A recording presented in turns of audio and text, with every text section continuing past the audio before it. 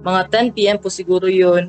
Bigla na lang po tumaas bigla yung lagnat niya, 39 point something. At saka yun po, nagka-convulsion po siya. First time po na umabot ng ganun kataas yung temperature niya.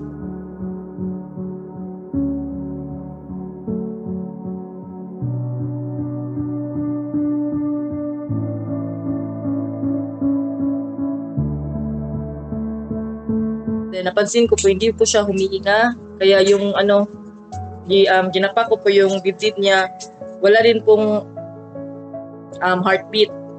Kaya nag-touch pa ako dito sa bandang leeg niya, wala rin pong pulse. Kaya ang ginawa ko po is ginaganon-ganon ko yung dibdib niya.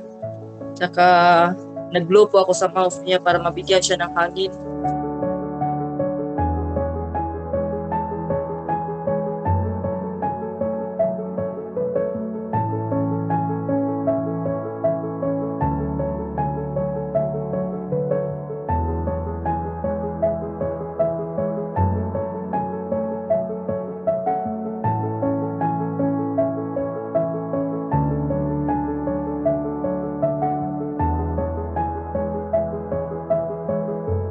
Pag-check nila, nag-heal yung diaphragm niya. Pero yun nga sabi ng doktor, baka paminsan-minsan pag umiiyak si baby, bigla siyang umiitim. Diba tawag dun? Parang nawawala ng hangin.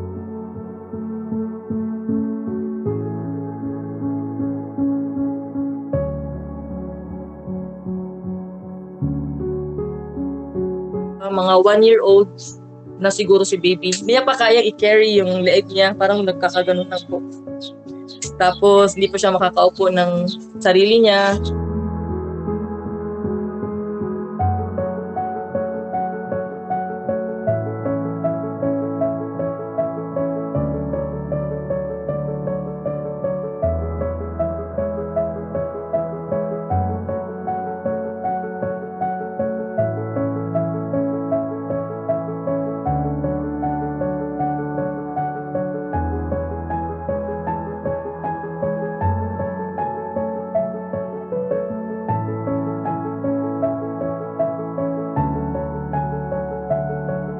Kasi nagising na si baby at saka nakakausap na po namin siya. Wala naman po siyang nakitang ibang dahilan ng kanyang pagkaganon, kundi yung convulsion lang po talaga.